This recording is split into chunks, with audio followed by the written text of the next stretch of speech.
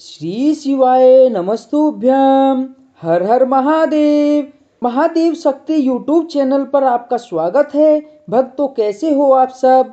भक्तों, आज का जो यह वीडियो है इसे बहुत ध्यान से देखिएगा। भक्तों, आज मैं आपको बताने वाला हूँ भगवान शिव शंकर भोलेनाथ के शिवलिंग पर चढ़ा हुआ बेलपत्र को खाने से क्या फायदे मिलते हैं। भक्तों, अगर आपके जीवन में किसी भी प्रकार की समस्या चल रही है, पैसों की कमी है, नौकरी नहीं लग रही है, बीमारियों से ग्रस्त है या फिर बेटियों की शादी नहीं हो पा रही है, किसी भी प्रकार की कोई भी समस्या है, आज का वीडियो जरूर देखिए। आपकी सभी समस्याओं का निवारण होगा। अपने जीवन के 5 से 10 मिनट इस वीडियो को दीजिए और मैं आपको विश्वास दिलाता हूँ भगवान शिव शंकर भोलेनाथ जी की आप पर कृपा जरूर होगी। भक्तों, आगे बढ़ने से पहले आप हमारे चैनल को सब्सक्राइब जरूर कर दें और वीडियो पसंद आए तो वीडियो को लाइक जरूर करिएगा और कमेंट में हर हर महादेव लिखना ना भूलिएगा। भक्तों, आपने सुना होगा जो शिवलिंग होती है उस पर जो बेलपत्र चढ़ाया जाता है उसको खाने से क्या फायदे होते हैं। कई बार आपने सुना होगा, लेकिन आज आपको वास्तविक बात पता चलेगी जो कि आपको कहीं भी आज तक पता नहीं चली होगी। वह आज आपको इस वीडियो के माध्यम से हम आपको सुनाएंगे। जब वास्तव में आप बेलपत्र को शिवलिंग पर चढ़ाते हैं तो वह बेलपत्र कोई साधारण बेलपत्र नहीं रह जाता, बल्कि वह साक्षात भगवान शंकर भोलेनाथ जी का प्रसाद बन जाता है। भक्तों, यह वीडियो अपने फायदे के लिए ध्यान से देखिए और ध्यान से सुनिए। आपको बता दें कि हमारे धर्मशास्त्रों में कहा गया है कि शिवलिंग पर चढ़ा बेलपत्र 6 महीने तक बासी नहीं माना जाता। जी हाँ, बेलपत्र को शिवलिंग पर चढ़ाने के बाद उसे पुनः धोकर शिवलिंग पर 6 महीने तक चढ़ाया जा सकता है। भारत में कई ऐसी जगह है जहां पर शिवलिंग स्थापित तो है, परंतु उसके आसपास बेलपत्र उपलब्ध नहीं हो पाते हैं। इसी वजह से कई लोग बेलपत्र न होने के कारण पुरानी बेलपत्र का चूरा होता है उसको भगवान शिव शंकर भोलेनाथ जी को चढ़ाते हैं। ऐसा विधान है। भक्तों, बेलपत्र को शिवलिंग पर चढ़ाने के पीछे एक पौराणिक कथा है। कथा के अनुसार जब समुद्र मंथन चल रहा था, उसी समय समुद्र मंथन के दौरान अमृत के साथ साथ कई ऐसी चीजें भी निकली जिसमें से एक विष था। विष को आप जहर भी कह सकते हैं और यह विष चारों ओर फैलने लगा था। उसी समय पूरी सृष्टि को विष से बचाने के लिए भगवान भोलेनाथ जी ने इस विष को अपने कंठ में धारण कर लिया था। इसलिए महादेव को उसी दिन से नीलकंठ महादेव भी कहा जाने लगा। परंतु विष के प्रभाव से भगवान शंकर के शरीर का ताप बढ़ने लगा, जिसकी वजह से आसपास का वातावरण जलने लगा और वहां के देवी देवताओं ने प्राचीन वेद सलाहकारों से सलाह ली कि भगवान शिव शंकर को इस विष से कैसे बचाया जाए। भक्तों, उस समय जो प्राचीन वेद सलाहकार थे उन्होंने सलाह दी कि आप भगवान शिव शंकर भोलेनाथ को बेलपत्र का सेवन कराइए और भगवान शिव शंकर को उस समय वहां पर जो भी उपस्थित देवी देवताओं ने तत्काल बेलपत्र खिलाया और जल से स्नान कराया। उसके बाद भगवान भोले शंकर के शरीर में जो भी गर्मी थी वह शांत होने लगी। तभी से भगवान शिव शंकर को बेलपत्र चढ़ाने की परंपरा मानी गई है। भक्तों, शिवलिंग पर बेलपत्र अर्पित करने के बाद हमें जल जरूर चढ़ाना चाहिए। इससे भगवान शिव को शीतलता मिलती है और उनका आशीर्वाद हमें प्राप्त होता है। हमेशा ध्यान रखना चाहिए कि 3 पत्ती वाली बेलपत्र ही आप भगवान शिव शंकर को चढ़ानी चाहिए। जहां से बेलपत्र चिकनी होती है उस तरफ से बेलपत्र को शिवलिंग पर चढ़ाना चाहिए। इस बात को आपको हमेशा ध्यान में रखना है।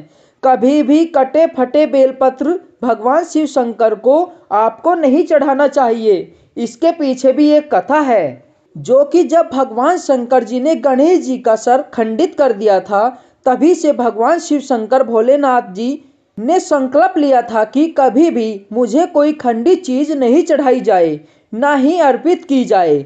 तब से भगवान शिव शंकर को कोई भी खंडित चीज नहीं चढ़ाई जाती, चाहे वह बेलपत्र ही क्यों ना हो। भक्तों, आप वीडियो को लाइक करते हुए चलिएगा और आप भगवान शिव शंकर की कृपा चाहते हो तो चैनल को सब्सक्राइब जरूर कर दीजिएगा, क्योंकि हमारे चैनल के माध्यम से आपको ऐसी जानकारी दी जाएगी जो आपके दैनिक जीवन में आपका जानना अत्यंत आवश्यक है। और आप यह वीडियो शेयर भी जरूर कर दीजिएगा। भक्तों, शिवलिंग पर अगर आप प्रतिदिन बेलपत्र चढ़ाए तो सभी प्रकार की समस्याएं दूर हो जाएगी। भगवान शंकर जी के भक्तों को कभी भी पैसों की समस्या नहीं रहती है। जो बेलपत्र को तिजोरी में रखते हैं उनकी तिजोरी में बरकत आती है, पैसों की समस्या खत्म हो जाती है। भक्तों, आप इस वीडियो को ध्यान से देखते रहिएगा, क्योंकि बेलपत्र से जुड़ी संपूर्ण जानकारी आपको यहाँ पर प्राप्त होगी।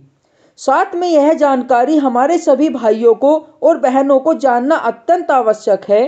भक्तों, वीडियो में जो जानकारी बताई जा रही है, यह जानकारी आप लाखों करोड़ों रुपए खर्च करके भी कहीं से प्राप्त नहीं कर सकते। कितने भी वीडियो देख लीजिए, इस प्रकार की जानकारी आपको कहीं नहीं मिल पाएगी।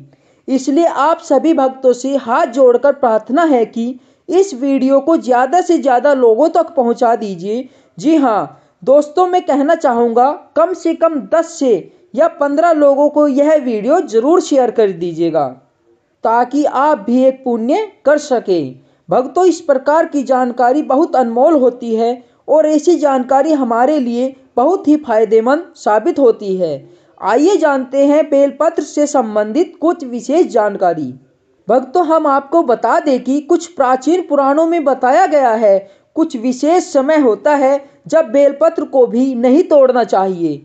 जी दोस्तों, कुछ ऐसी विशेष तिथि जिनमें बेलपत्र को कभी नहीं तोड़ना चाहिए, जैसे कि हमारे धर्मशास्त्र में कहते हैं बेलपत्र को हमेशा चतुर्थी, अष्टमी, नवमी, दशमी, अमावस्या और पूर्णिमा की तिथि में आपको कभी भी बेलपत्री नहीं तोड़नी चाहिए। साथ में सोमवार के दिन बेलपत्र को भी कभी नहीं तोड़नी चाहिए, क्योंकि विशेषकर बेल के पेड़ पर बेलपत्र में भगवान शिव शंकर सोमवार के दिन वास करते हैं, क्योंकि बेलपत्र के संपूर्ण हिस्से में भगवान शिव शंकर का वास माना जाता है। इसके मूल में अर्थात जड़ में ब्रह्मा जी का वास माना जाता है एवं बेल पेड़ के मध्य भाग में भगवान विष्णु जी का वास माना जाता है। भक्तों, मैं आपको बता दूं, जो बेल का पेड़ होता है उसकी पत्तियों में शक्ति मानी जाती है, अर्थात हमारे सभी देवी देवताओं की शक्ति उसके अंदर समाहित होती है। इसलिए आपको कभी भी सोमवार के दिन बेलपत्र को नहीं तोड़ना चाहिए। भक्तों, इसके अलावा प्रतिदिन 12 बजे के बाद आपको बेलपत्र को कभी भी नहीं तोड़ना चाहिए। यह हमारे धर्मशास्त्रों में लिखा है। और आप फिर भी 12 बजे के बाद बेलपत्र को तोड़ते हो तो इससे आपको पाप लगना निश्चित है। भक्तों, यह विशेष और महत्वपूर्ण जानकारी है, ध्यान से सुनते रहिए। भक्तों, अब जो प्रश्न आता है कि बेलपत्र की उत्पत्ति कैसे हुई, आइए जानते हैं।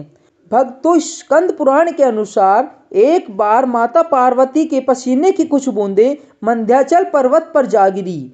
इससे वहां पर एक पौधा उगाया और जो बाद में बेलपत्र के नाम से जाने लगा और बेलपत्र के रूप में पूजनीय हो गया।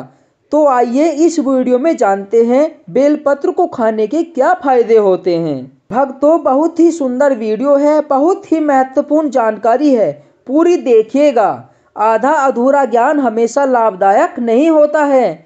देखिए, जब बेलपत्र को भगवान शिव शंकर भोलेनाथ जी की शिवलिंग पर चढ़ाते हैं तो वह एक बेलपत्र ही नहीं रह जाता, बल्कि भगवान शिव का प्रसाद बन जाता है, जो कि बहुत सी बीमारियों को दूर करने में, आपकी पीड़ा की हानि में एवं जीवन में चल रही समस्याओं को दूर करने में सामर्थ्यवान होता है। क्योंकि बेलपत्र को भगवान का प्रसाद का स्वरूप माना जाता है, इसलिए वह आपके लिए अमृत जैसा बन जाता है। तो आखिरकार शिवलिंग पर चढ़ी बेलपत्र को नित्य रूप से खाने से क्या फायदा होता है, आइए जानते हैं। इसके बारे में मैं आपको बताना चाहूँगा कि यह हमारा YouTube चैनल नहीं है, बल्कि सभी भक्तों का चैनल है। चैनल को सब्सक्राइब करके हमें सपोर्ट जरूर करें ताकि हमारा मनोबल बढ़ा रहे और कमेंट में ओम नमः शिवाय जरूर लिखें। भक्तों, शिवलिंग पर चढ़ा बेलपत्र को खाने से सभी प्रकार के रोग दोष दूर हो जाते हैं।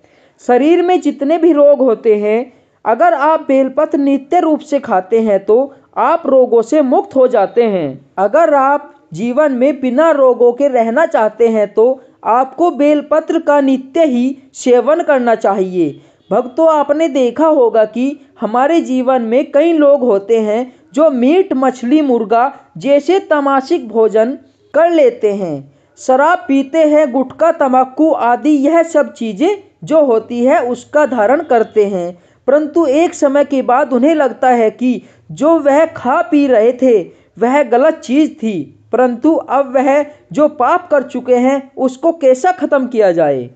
भक्तों, मैं आपको बताना चाहूँगा, नित्य कम से कम ज़्यादा नहीं तो एक महीने में 10 से 15 बार आप भगवान शिव शंकर भोलेनाथ जी पर चढ़ा हुआ बेलपत्र का प्रसाद धारण करेंगे तो उसको तामसिक गुण होते हैं, तो उसके तामसिक गुण पूर्णतः आपके शरीर में पूरी तरह से खत्म हो जाएंगे। आपने कभी भी मीट मछली मुर्गा इस प्रकार का कुछ भी सेवन किया है, आपने शराब पी है, आप इस पाप से मुक्ति पाना चाहते हैं तो आपको नित्य बेलपत्र का सेवन करना अत्यंत आवश्यक है। इसके सेवन से आपका शरीर शुद्ध होता है। आप अपने अशुद्ध शरीर को शुद्ध करने के लिए यह उपाय कर सकते हैं। आपको भगवान शिव शंकर के इस प्रसाद को ग्रहण करना अत्यंत आवश्यक है। आज ही से शुरू कर दीजिए। नित्य 5 बेलपत्र खाइए, 3 सुबह में और 2 शाम में खाते रहिए। यदि आप नित्य खाते हैं तो आपके शरीर में तमस गुण को समाप्त कर देगा। किसी भी प्रकार की बीमारियां है तो पूर्णतः समाप्त हो जाएगी। बेलपत्र खाने से आपका भाग्य भी बदलने लगेगा, आपका भाग्य बलवान हो जाएगा। भक्तों, कैसे भी आपका दुर्भाग्य हो, आप हमेशा बेलपत्र खाना प्रारंभ कर देंगे तो आपका दुर्भाग्य सौभाग्य में बदल जाएगा। आपकी किस्मत, आपकी तकदीर आपके स्वरूप चलने लगती है। इसके बाद आयुर्वेद में भी कहा जाता है कि बेलपत्र को खाने के बाद आपका जो रक्त होता है, खून होता है, वह भी साफ हो जाता है। यदि खून से संबंधित कोई भी बीमारी है, नित्य 5 बेलपत्र खाइए। 5 बेलपत्र खाने के बाद आपके शरीर में खून में किसी भी प्रकार की गंदगी है तो वह धीरे धीरे खत्म होने लगती है। आपका शरीर बहुत ही स्वच्छ हो जाएगा।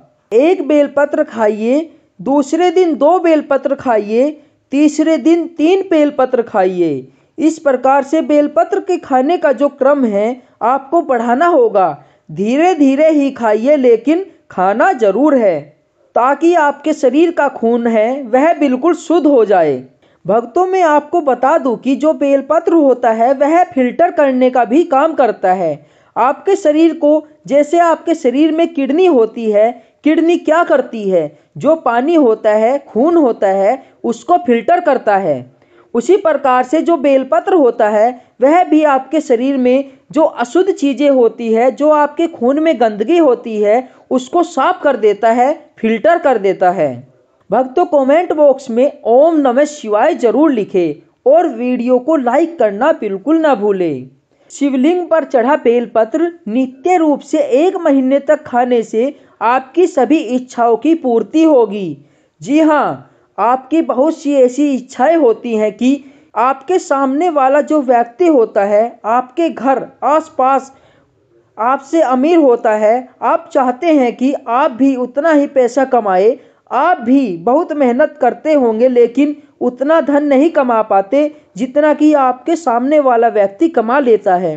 भक्तों, मेहनत तो सभी लोग करते हैं पैसा कमाने के लिए, लेकिन किस्मत की भी कोई बात होती है, किस्मत भी कोई चीज़ होती है और यह किस्मत उन्हीं लोगों का साथ देती है जो लोग नित्य रूप से भगवान शंकर भोलेनाथ जी की पूजा करते हैं। और आपको मालूम है, भगवान शंकर का आशीर्वाद जिनके साथ होता है उन पर कभी किसी भी प्रकार की कोई समस्या नहीं आती है, किसी भी प्रकार की पैसों की कोई कमी नहीं होती है। भक्तों, आपके जीवन में खुशी कम नहीं होगी। आपके पास पैसा भी है लेकिन खुशी नहीं है, शांति नहीं है। आपके मन में हमेशा समस्या बनी रहती है, किसी न किसी प्रकार की उलझन बनी रहती है, तो आप विश्वास करके बेलपत्र का सेवन करें। हमेशा आपका मन जो है शांत रहेगा, किसी भी प्रकार की कोई समस्या नहीं आएगी। आजकल के दैनिक जीवन में देखा गया है, लोग छोटी सी छोटी बातों में चिढ़ जाते हैं, गुस्सा करने लग जाते हैं। घर में रहने वाले लोगों से आसपास में लड़ाई झगड़ा करने लग जाते हैं, क्योंकि उनका मन जो होता है वह शांत नहीं होता है। यही वजह है, अगर आप बेलपत्र का सेवन करेंगे तो यह सारी समस्याओं का समाधान आपको मिल जाएगा। साथ ही भक्तों, मैं आपको बताना चाहूँगा, बेलपत्र के सेवन से संसार में जो मोह माया है वह भी समाप्त होने लगती है। आपको ज़्यादा पैसे कमाने की इच्छा नहीं करेगी, फिर आप जितना पैसा कमा रहे हो उसी में खुश रहेंगे, लेकिन खुशी आपके पास रहेगी। भक्तों, मैं आपको बता दूं कि भगवान शिव शंकर का प्रसाद उसको ग्रहण करते हैं तो आपके जीवन में सभी प्रकार की समस्या का निवारण हो जाएगा। यह मेरा आपके साथ वादा है। आप इस चैनल को सब्सक्राइब करें, आपकी सभी समस्याओं का निवारण होगा। भक्तों, मैं आपको बता दूं कि आपको पता होना चाहिए, जो बेलपत्र होता है अगर आप उसको नित्य रूप से खाते हो तो आपको सिद्धियां की प्राप्ति हो जाती है। आप जान जाते हैं कि भूत, भविष्य और वर्तमान में क्या होने वाला है। आने वाले समय का आप पहले से ही भाप लेते हो, इसलिए भगवान का जो आशीर्वाद होता है वह धीरे धीरे आपके ऊपर चढ़ने लगता है। जैसे ही आपको मालूम हो, जो शिवलिंग पर चढ़ा बेलपत्र होता है वह कोई असाधारण नहीं होता है, छोटा मोटा बेलपत्र नहीं होता है, उस पर भगवान भोलेनाथ जी की कृपा होती है। इसलिए मैं आपसे हाथ जोड़कर विनती करूंगा, आपके जीवन में किसी भी प्रकार की समस्या चल रही हो तो एक बार हमारे कहने से आप इसको शुरू कर दीजिए। आपकी सभी बीमारियां, सभी तकलीफ़ें और सभी कष्ट दूर होते जाएंगे। भक्तों, अंत में मैं आपसे यही कहना चाहूँगा कि आपको हमारा यह वीडियो कैसा लगा कमेंट करके ज़रूर बताइए, और कमेंट में श्री शिवाय नमस्तुभ्यम हर हर महादेव लिखना न भूले। श्री शिवाय नमस्तुभ्यम हर हर महादेव।